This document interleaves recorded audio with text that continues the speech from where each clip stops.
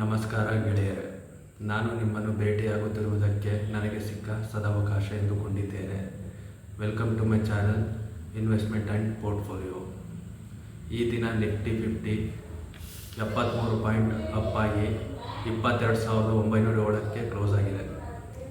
Sensex 147 point up ಆಗಿ 75,449ಕ್ಕೆ close ಆಗಿದೆ. Nifty bank 388 point up ಆಗಿ 49,702ಕ್ಕೆ ಕ್ಲೋಸ್ ಆಗಿದೆ. ಇನ್ನು gold rate 22 carrot 40 rupees up ಆಗಿ 8,290ಗೆ ಕ್ಲೋಸ್ ಆಗಿದೆ. 24 ಕ್ಯಾರೆಟ್ 44 ರೂಪೀಸ್ ಅಪ್ ಆಗಿ 9,044ಗೆ ಕ್ಲೋಸ್ ಆಗಿದೆ. ಈ ವರ್ಷ ಗೋಲ್ಡು ನನ್ನ ಪ್ರಕಾರ 12-14% ರಿಟರ್ನ್ ಕೊಡುವ ಸಂಭವವಿದೆ. ಆದುದರಿಂದ 10-20 ಕ್ವಾಂಟಿಟಿಗಳಲ್ಲಿ ಬೈ ಮಾಡಿದರೆ ಗೋಲ್ಡನ್ನು ಲಾಂಗ್ ಟರ್ಮಲ್ಲಿ ನಿಮಗೆ 10-12% ರೆಗ್ಯುಲರ್ ಆಗಿ ಪ್ರತಿ ವರ್ಷ ರಿಟರ್ನ್ ಸಿಗಬಹುದು. ಹಾಗೆ ಜೊತೆಗೆ ಗೋಲ್ಡ್ ಹಿಸ್ಟಾರಿಕಲಿ 10-12% ರಿಟರ್ನ್ ಕೊಟ್ಟಿದೆ. ಈ ದಿನದ ವಿಶೇಷತೆಗಳು: ನಮ್ಮ ಭಾರತದ ಕೈಗಾರಿಕೆಗಳ ಬ್ಯಾಕ್ಬೋನ್ ಆಗಿರುವ MSME ಸೆಕ್ಟರಲ್ಲಿ ಈ ಕಳೆದ 4 ವರ್ಷಗಳಲ್ಲಿ 71,000 ಕಂಪನಿಗಳು ಮುಚ್ಚೋಗಿದೆ. ಇದರಲ್ಲಿ ಅಂದರೆ 24-25 ಫೈನಾನ್ಷಿಯಲ್ ಇಯರ್ ಒಂದರಲ್ಲೇ 35,000ಕ್ಕೂ ಅಧಿಕ MSME ಕಂಪ್ನಿಗಳು ಮುಚ್ಚಿ ಹೋಗಿವೆ. MSME ಸೆಕ್ಟರಲ್ಲಿ ಜಾಸ್ತಿ ಕ್ಲೋಸ್ ಆಗಿರುವ ರಾಜ್ಯಗಳನ್ನು ನೋಡಿದರೆ ತಮಿಳುನಾಡು ಮೊದಲನೇ ಸ್ಥಾನದಲ್ಲಿ, ಗುಜರಾತ್ 2ನೇ ಸ್ಥಾನದಲ್ಲಿ, ಕರ್ನಾಟಕ 4ನೇ ಸ್ಥಾನದಲ್ಲಿದೆ.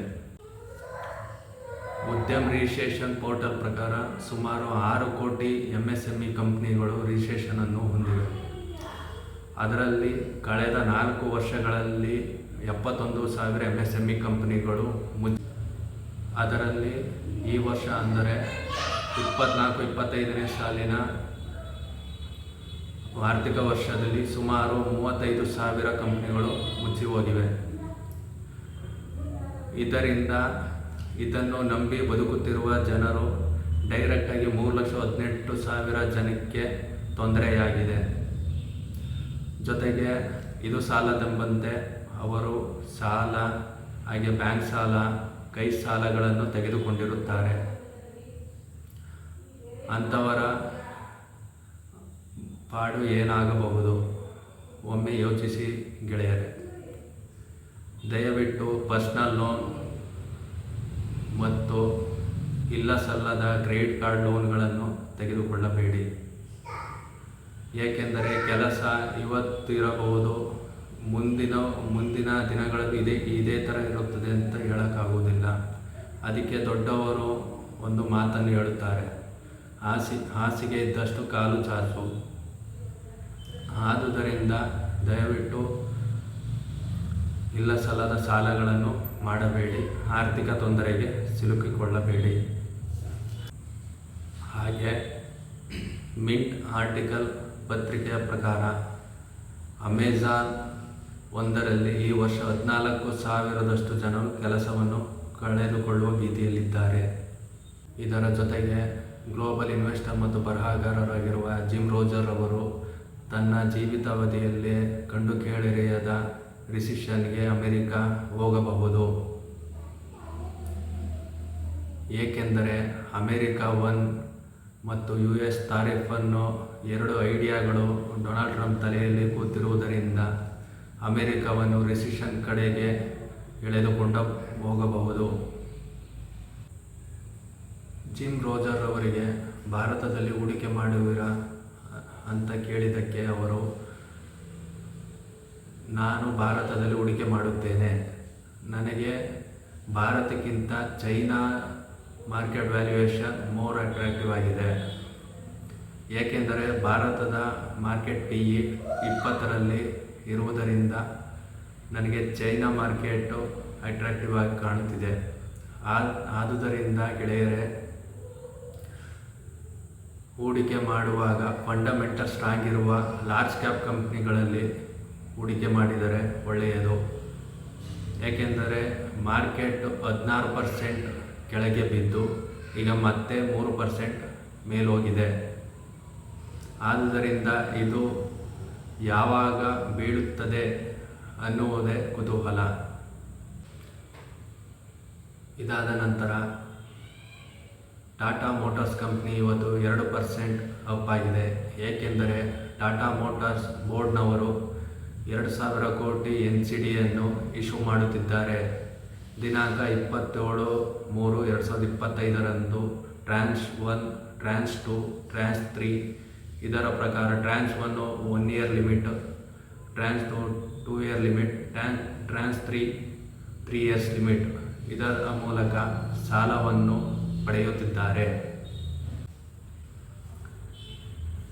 ಈ ದಿನ ಬೆಳಗಿನ ಜಾವ ಅಮೆರಿಕದ 2 ಆಸ್ಟ್ರೋನಾಟ್ಸ್ಗಳು ಭೂಮಿಗೆ ಅಂತರಿಕ್ಷದಿಂದ ವಾಪಸ್ಸಾಗಿದ್ದಾರೆ. ಅದರಲ್ಲಿ ಒಬ್ಬರು ಭಾರತ ಮೂಲದ ಸುನೀತಾ ವಿಲಿಯಮ್ಸ್, ಮತ್ತೊಬ್ಬರು ಅಮೆರಿಕದ ವಿಲ್ಮೋರ್. ಇವರಿಬ್ಬರು ಸತತವಾಗಿ 286 ದಿನಗಳ ಕಾಲ ಅಂತರಿಕ್ಷದಲ್ಲಿ ಇದ್ದರು. ಇದು ಸುನೀತಾ ವಿಲಿಯಮ್ಸ್ ರವರಿಗೆ 3ನೆಯ ಅಂತರಿಕ್ಷಯಾನ. ಟೋಟಲ್ 608 ದಿನಗಳ ಕಾಲ ಸುನೀತಾ ವಿಲಿಯಮ್ಸ್ ರವರು ಅಂತರಿಕ್ಷದಲ್ಲಿ ಇದ್ದರು. ಇದು ಪ್ರಪಂಚದಲ್ಲೇ 3ನೆಯ ದಾಖಲೆಯ ಅಂತರಿಕ್ಷ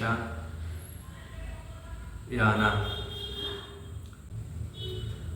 ಮೊದಲನೆಯ ಸ್ಥಾನದಲ್ಲಿರುವವರು ರಷ್ಯಾದ ಕಾಸ್ಮೋನಾಟ್ ಒಲೆಗ್ ಕೊನೆನೆಂಕೋ. ಇವರು ಅಂತರಿಕ್ಷದಲ್ಲಿ 878 ದಿನಗಳ ಕಾಲ ಕಳೆದಿದ್ದಾರೆ. ಗೆಳೆಯರೇ, ಈಗ ನಿಫ್ಟಿ 50ಯನ್ನು ವಿಶ್ಲೇಷಣೆ ಮಾಡೋಣ ಬನ್ನಿ.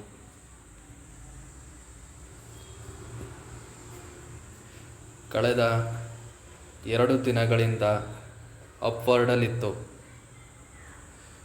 ಆಲ್ಮೋಸ್ಟ್ 3% ಮಾರ್ಕೆಟ್ ಪ್ರಾಫಿಟನ್ನು ಕೊಟ್ಟಿದೆ. ಆದರೆ ಇವತ್ತು ಡೋಜಿ ಕ್ಯಾಂಡಲನ್ನು ಮಾಡಿದೆ. ನಾಳೆ ದಿನ ಏನಾದರೂ ಗ್ರೀನ್ ಕ್ಯಾಂಡಲ್ ಏನಾದ್ರು ಬಂದರೆ ದೊಡ್ಡದಾಗಿ, ಅಂದರೆ 1% 2% ಅಪ್ ಮೂವ್ ಕ್ಯಾಂಡಲ್, ಅಂದರೆ ಗ್ರೀನ್ ಕ್ಯಾಂಡಲ್ ಏನಾದ್ರು ಬಂದರೆ ನಿಫ್ಟಿ ಆಲ್ಮೋಸ್ಟ್ 24,000ಗೆ ಹೋಗಬಹುದು.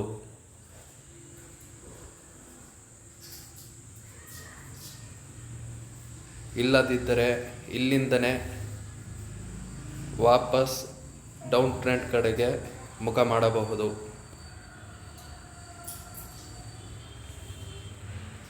ಈಗ ಕರ್ನಾಟಕ ಬ್ಯಾಂಕಿನ ಫಂಡಮೆಂಟಲ್ ಅನಾಲಿಸಿಸನ್ನು ಮಾಡೋಣ ಬನ್ನಿ.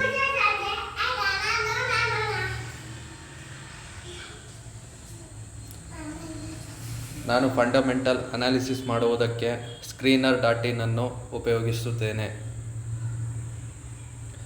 ಕರ್ನಾಟಕ ಬ್ಯಾಂಕಿನ ಮಾರ್ಕೆಟ್ ಕ್ಯಾಪ್ 6,600 ಕೋಟಿ ಇದೆ. ಕರೆಂಟ್ ಪ್ರೈಸ್ 176 ರೂಪಾಯಿ. ಸ್ಟಾಕ್ PE 5 ಹಾಗೆ ಬುಕ್ ವ್ಯಾಲ್ಯೂ ನೋಡಿ, ಇಲ್ಲಿ ಇದು ಚಿಕ್ಕ ಬ್ಯಾಂಕ್ ಆಗಿರ್ಬೋದು, ಬುಕ್ ವ್ಯಾಲ್ಯೂನೇ 306 ರೂಪಾಯಿ ಇದೆ. ಆದರೆ ಇದು 130 ರೂಪಾಯಿ ಕಡಿಮೆಯಲ್ಲಿ ಟ್ರೇಡ್ ಆಗುತ್ತಿದೆ.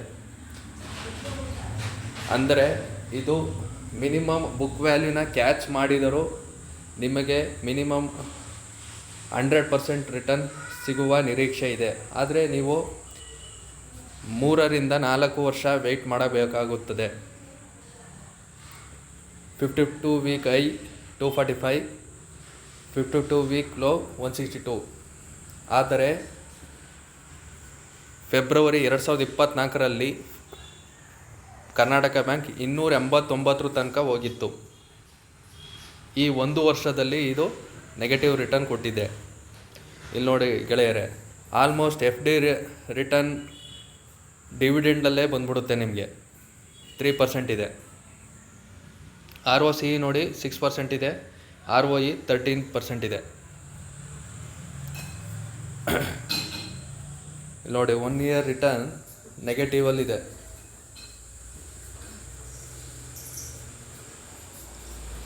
ಆದರೆ ಇದು ಸ್ಮಾಲ್ ಕ್ಯಾಪ್ ಕಂಪ್ನಿ ಆಗಿರೋದ್ರಿಂದ ಮೇಲೆ ಕೆಳಗಡೆ ಹೋಗುತ್ತಿರುತ್ತದೆ.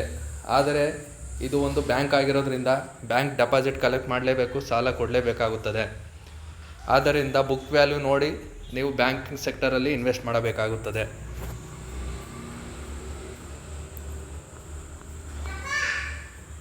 ನೋಡಿ, revenue quarter on quarter increase ಆಗ್ತಾನೇ ಇದೆ.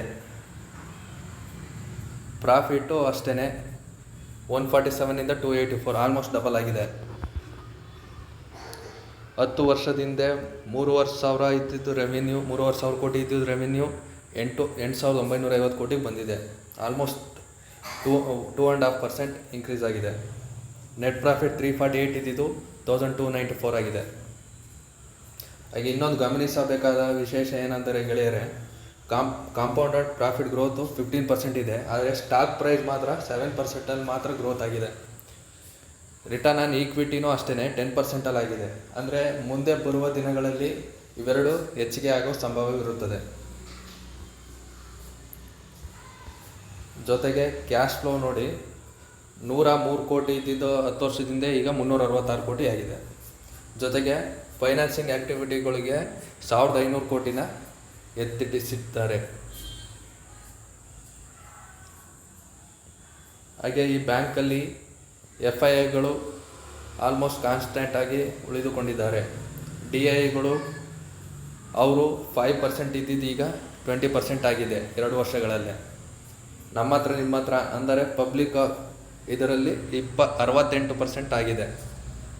ಆದುದರಿಂದ ಗೆಳೆಯರೆ, ಬ್ಯಾಂಕಿಂಗ್ ಸೆಕ್ಟರಲ್ಲಿ ಇನ್ವೆಸ್ಟ್ ಮಾಡ್ತೀನಿ ಅನ್ನುವವರಿಗೆ ಕರ್ನಾಟಕ ಬ್ಯಾಂಕ್ ಸೂಕ್ತ ಆಯ್ಕೆ ಆಗಿದೆ. ಆದರೆ ನೀವು ಯಾವ ಪ್ರೈಸ್ಗೆ ಆಯ್ಕೆ ಮಾಡಿಕೊಳ್ಳುತ್ತೀರಿ ಅನ್ನುವುದು ನಿಮಗೆ ಬಿಟ್ಟದ್ದು. ಆದರೆ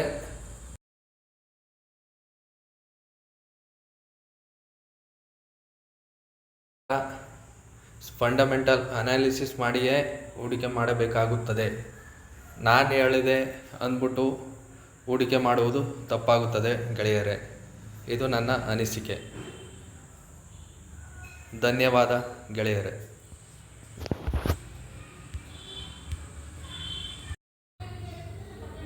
ಇಷ್ಟು ಈ ದಿನದ ವಿಶೇಷತೆಗಳು. ಧನ್ಯವಾದ ಗೆಳೆಯರೇ.